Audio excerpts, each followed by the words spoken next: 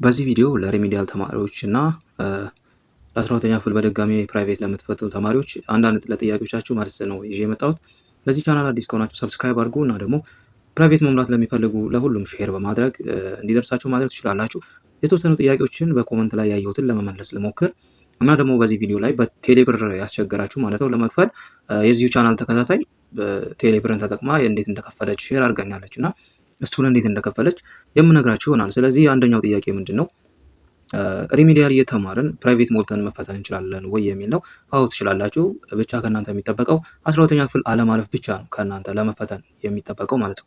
እና ጥንቃቄ ማድረግ ያለባችሁ ስትሞሉ የእናንተን ኢንፎርሜሽን ካስገባችሁ በኋላ የተፈተናችሁበት ዓመተ ምህረት የሚል አለ እና ያን የተፈተናችሁበት ዓመተ ምህረት የሚለውን በትክክል ማስገባት አለባችሁ።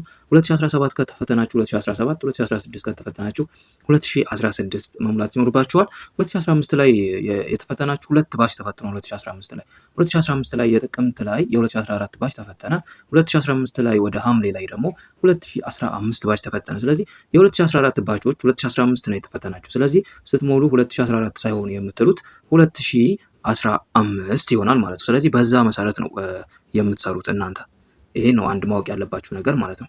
ሁለተኛ ጥያቄው ደግሞ 12ኛ ክፍል ውጤት የመጣልን ግን ማሻሻል የምንፈልግ ተማሪዎች መፈተን እንችላለን ወይ የሚል ጥያቄ ነው። አትችሉም።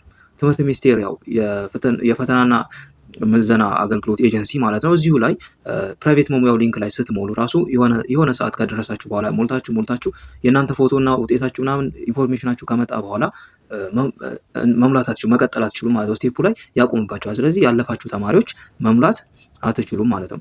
ያንን ነገር ማወቅ ይኖርባችኋል ማለት ነው። ሌላው ነገር ደግሞ ማወቅ ያለባችሁ ነገር የእናንተ ጥያቄ ምንድነው? ወደ ቴሌብሩ ልምጣላችሁ። የቴሌብሩ ምንድነው የተነሳው ጥያቄ ለመክፈል አስቸገረን ነው። ከዛ በፊት ግን ቅድሚያ ነው ወይ የምንከፍለው ላላችሁ ነገር ሁሉንም ነገር ካስገባችሁ በኋላ ነው። የሚያስፈልጉ ነገሮችን በባለፈው ቪዲዮ ነግሬያችኋለሁ። የሚያስፈልጉ ነገሮች ተዘርዝረዋል። አንደኛ ማለፍ አይጠበቅባችሁም 12ኛ ክፍል ማለት ነው። ሁለተኛ ነገር የ12ኛ ክፍል ሰርተፊኬት ያስፈልጋችኋል። እዛ ሰርተፊኬቱ ላይ ሰርተፊኬቱን ስካን አድርጋችሁ ትልካላችሁ። የሚያስፈልጉ ዶክመንቶችን ትልካላችሁ። ሁለተኛው ሬጂስትሬሽን ነምበር ነው። ስትፈተኑ ባለ 7 ዲጂት ሬጂስትሬሽን ነምበር አለ።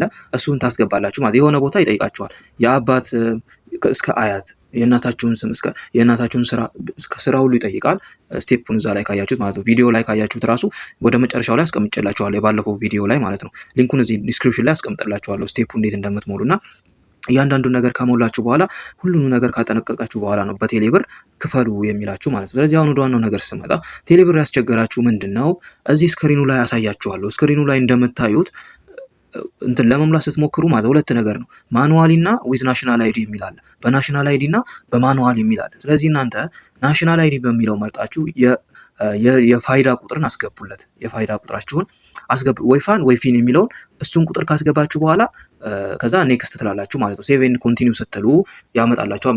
ዩር ናሽናል አይዲ ኢንፎርሜሽን ምናምን ሴቭድ ብሎ ያስቀምጥላችኋል። ከዛ የእናንተን ኢንፎርሜሽን ማስገባት ነው። ስለዚህ እዛ ላይ በዚህ መልኩ ካስቀመጣችሁ መክፈል ትችላላችሁ ማለት። ስለዚህ አንድ የቴሌግራም ቻናል ተከታታያችን እንደዛ ነው ያለች። ስለዚህ የዩቲዩብ ተከታታያችን እንደዛ ነው ያለችው። እምቢ ብሏት ነበረ እሷ ግን ደጋግማ ስትሞክረውና የናሽናል አይዲውን በናሽናል አይዲ ስትመዘገብ መክፈል ቻለች ማለት ነው በቴሌብር። ስለዚህ ምናልባት በናሽናል አይዲውን ቁጥር እንድትጠቀሙ ይሆናል በቴሌብር ያስቸገራችሁ። ስለዚህ ስትገቡ በፊን ስክሪን ላይ አሳያችኋለሁ፣ እንዳልኩ አሳያችኋለሁ። እሱ ላይ ፋን ወይም ፊን የሚለውን ቁጥሩን አስገብታችሁ በሱ መመዝገብ ትችላላችሁ። እያንዳንዱ ኢንፎርሜሽን ኤጅ የሚሆን ሁሉንም ነገር በደንብ ማስገባት ይኖርባችኋል። ሪጅናችሁን የምትኖሩበትን ክልል የምትፈተኑበትን ክልል ታስገባላችሁ። የትምህርት ቤታችሁን ስም በስርዓት አስገቡ። ወረዳ መርጣችሁ ደግሞ ዞን ይላችኋል፣ እሱን ታስገባላችሁ።